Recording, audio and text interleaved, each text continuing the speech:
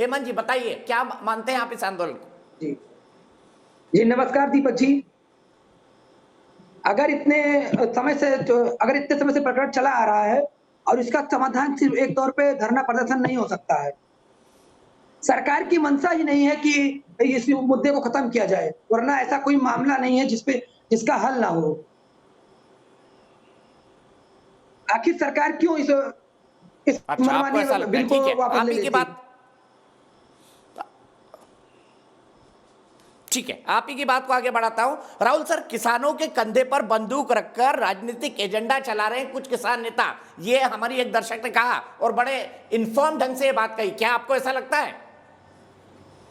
नहीं, मैं ऐसा नहीं कहूँगा। इस तरह की कोई सपाट बयानी, उससे कोई फ़ायदा नहीं होता। ये ठीक है कि पिछली बार जो आंदोलन हुआ, उसमें कई तरह के तत्व शामिल थे और ये बात सच के निकल के आए कि कुछ खालिस्तान समर्थक तत्व भी शामिल थे, कुछ विदेशी ताकतों के भी उसके पीछे होने की बातें आई थी और मुझे लगता है कि वो सही थी। लेकिन सारे के सारे किसान इसी तरह के थे और हैं, ये मैं नहीं मानता, बिल्कुल नहीं मान सकता। तो हमें इन दोनों को अलग-अलग करना पड़ेगा और सरकार को भी इतनी समझदारी दिखानी चाहिए कि वो सामान्य किसानों को, असली किसानों को और बाकी लोगों को अलग करें। एक बात जो शायद कहीं से बातचीत में भी निकल के आई, एक दर्शक ने कहा कि ये ज़रूर दिखता है कि सारे देश के किसानों के नाम पर हमारे जो किसान भाई यहाँ बैठे हैं, लगातार आंदोलन कर रहे हैं, उनमें ज़्यादा पंजाब, हरियाणा, पश्चिमी उत्तर प्रदेश के ही किसान दिख रहे हैं। तो देश के बाकी हिस्सों के किसानों की कितनी भागीदारी है, वो कितना सहमत हैं इन मांगों से, उनकी समस्याएं, उनकी चुनौतियां जो हैं, क्या वो इन किसानों की, इनके मांग पत्र में सब कुछ शामिल है? एक तो ये एक सवाल है और इसका मैं समझता हूँ कि एक समाधान परक उत्तर मिलना चाहिए। दूसरी बात ये कि जिद, मैं फिर दोहराऊंगा कि जिद दोनों इसी पक्षों को सवाल, छोड़नी पड़ेगी।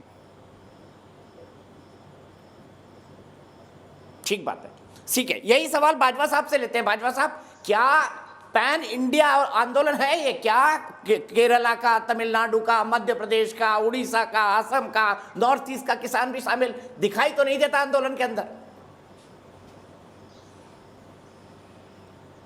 देखिए, आज ही जो 200 लोगों का जो डेलीगेशन गया उसमें आज कर्नाटका के भी लोग थे, महाराष्ट्र के भी लोग थे। लेकिन ये फ़र्क है कि यहाँ पर जो बॉर्डर्स पे बैठे हैं, बॉर्डर पे नज़दीक के लोग ही ज़्यादा दिखाई देंगे। दूर के लोग जो हैं वो सारे के सारे आंदोलन के साथ जुड़े हैं। आपने महापंचायतें देखी, कौन से राज्य बचा जिसमें महापंचायत नहीं हुई, जिसमें किसानों ने एकजुट होकर के इन कानूनों के खिलाफ एकजुटता नहीं दिखाई? मध्य प्रदेश में महापंचायतें हुई, राजस्थान में महापंचायतें हुई, कर्नाटका में हुई। तो ये आप कैसे कह सकते हो, बताइए?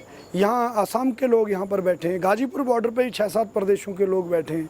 तो अब ये सारी चीज़ें जो हैं कहीं ना कहीं दूसरे लोगों को गुमराह करने के लिए एक प्रोपोगंडा जो है केंद्र सरकार का है।